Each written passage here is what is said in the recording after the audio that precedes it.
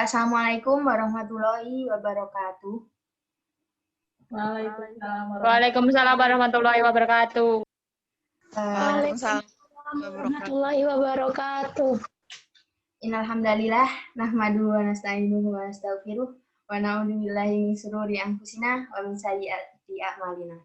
May yahdihillahu fala mudilla lahu wa may yudlil fala hadiyalah. Pertama-tama marilah kita panjatkan puji syukur kita kehadirat Allah Subhanahu wa taala yang mana telah memberi kita kesehatan sehingga kita dapat berkumpul di majelis virtual ini. Semoga teman-teman di rumah dikasih kesehatan jasmani maupun rohani. Shalawat serta salam kita haturkan kepada Nabi besar Muhammad SAW yang mana telah membawa kita dari zaman kegelapan menuju zaman yang terang benderang ini.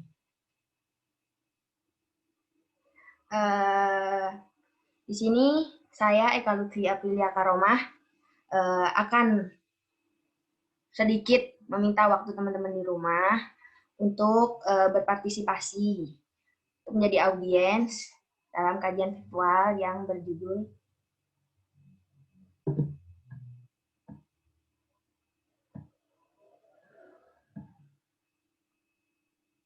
berjudul ujian. Ujian itu awal menuju kebahagiaan. Siapa yang Allah pengen kasih kebaikan, maka Allah akan uji orang tersebut. Kenapa bisa seperti itu? Kenapa sih caranya seperti itu? Karena kalau kita mau dapat keberuntungan, mau dapat kemudahan, ya kita harus diuji dulu. Harus diuji dulu, dikasih kesusahan dulu. Jadi ibarat kerugian, kesusahan itu DP. DP kalau kita tuh mau mendapat hadiah-hadiah besar dari Allah.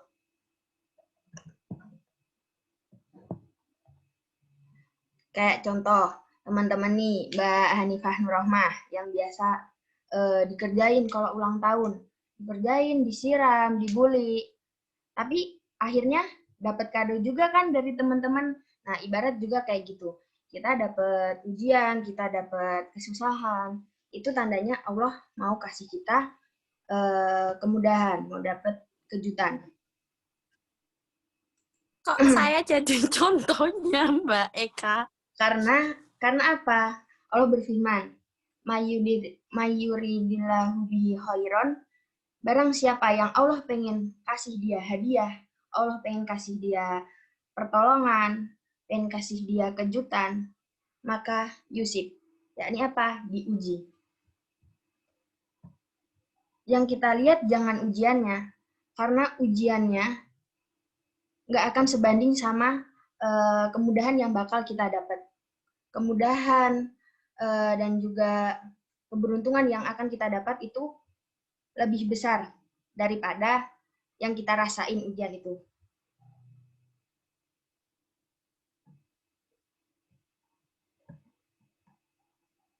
Jadi kalau kita dapat ujian, percaya aja Allah tuh bakal kasih kemudahan bagi kita. Bakal ada kejutan-kejutan ke depannya tuh bakal lebih baik lagi. Al-Quran sendiri juga nggak bakal salah. Karena dalam ayat inna ma'al usri yusra, itu yang disebut duluan apa? User dulu, baru user. Yakni apa? Kesusahan dulu, baru kemudahan. Mari kita coba bangun tajdidul iman, yakni bangun, memperbarui yakin kita. Ketika kita diuji Allah, mengaduh, ya Allah, kuatkan hamba, kuatkan ini. Jangan malah yang, Allah maunya apa sih? Maunya apa Allah tuh? Aku kok diuji kayak gini sih?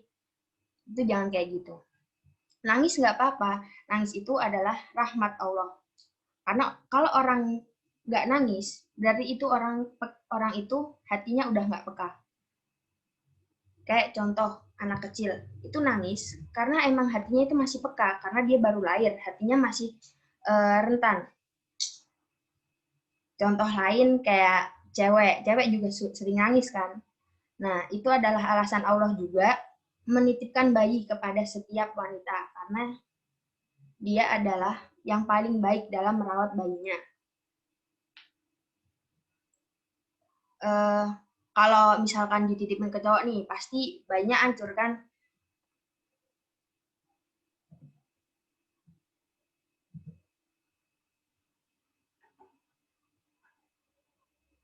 Terus ada cerita Nabi Zakaria yang dia itu diuji, dia tuh mau digergaji. Tapi beliau itu mengaduh aja enggak. Bisa bayangin kan? Karena apa? Dia enggak mengaduh.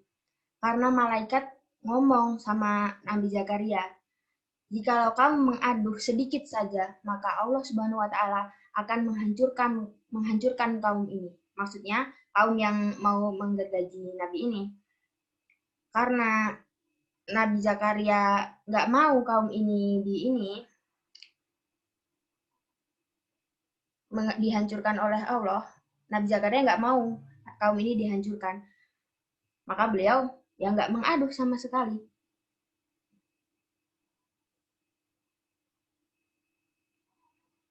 Ya percaya aja, jika Allah Subhanahu wa taala beri kita ujian ataupun musibah, percaya Allah sesungguhnya merindukan hambanya.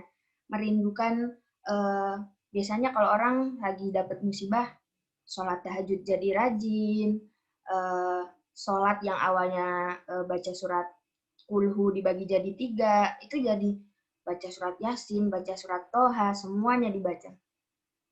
Tapi kita berharap ya, semoga dalam keadaan senang ataupun susah, kita selalu bisa dekat sama Allah.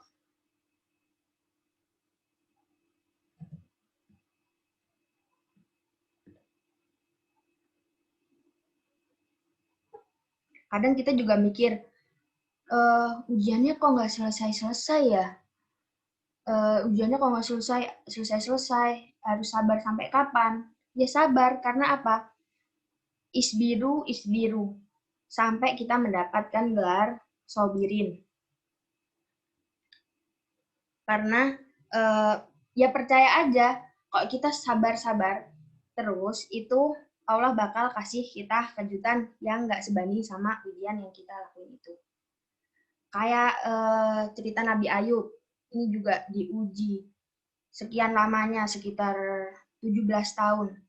Dia diuji yang dulunya beliau itu orang kaya raya di tempatnya, diputar balik jadi orang yang nggak punya, jadi orang miskin, lalu dijauhi dengan keluarganya, dijauhi kerabat-kerabatnya, lalu anaknya juga meninggal satu persatu. Tapi Allah kasih beliau itu kenikmatan sesudahnya. Ini apa? Dibalikkan lagi, beliau jadi kaya, yakni turun hujan dinar dirham. Lalu disembuhkan dari penyakitnya ini. Dan muka beliau itu seperti di umur 30-an tahun.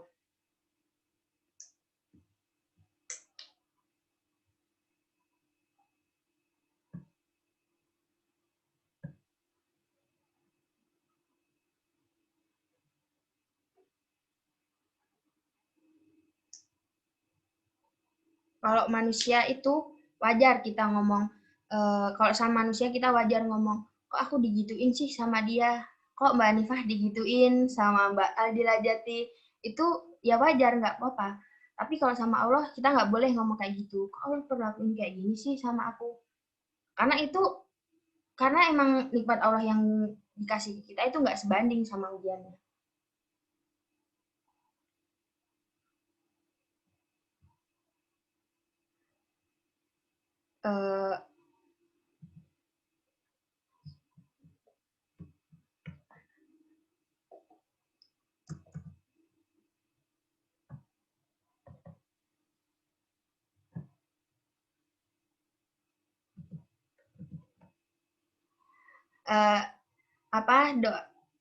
Mudah-mudahan kita semua diuji spontan ketika kita dapat musibah, dapat kesusahan, kita langsung sadar kita langsung on the track.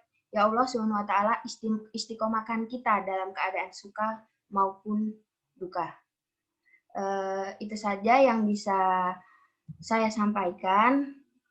Kurang lebihnya mohon maaf. Assalamualaikum warahmatullahi wabarakatuh. Terima kasih buat teman-teman yang udah mau join. Waalaikumsalam warahmatullahi wabarakatuh. Ukti syukron. Waalaikumsalam warahmatullahi Jazakumullah khairan ala intibahikum ukti. Assalamualaikum warahmatullahi wabarakatuh.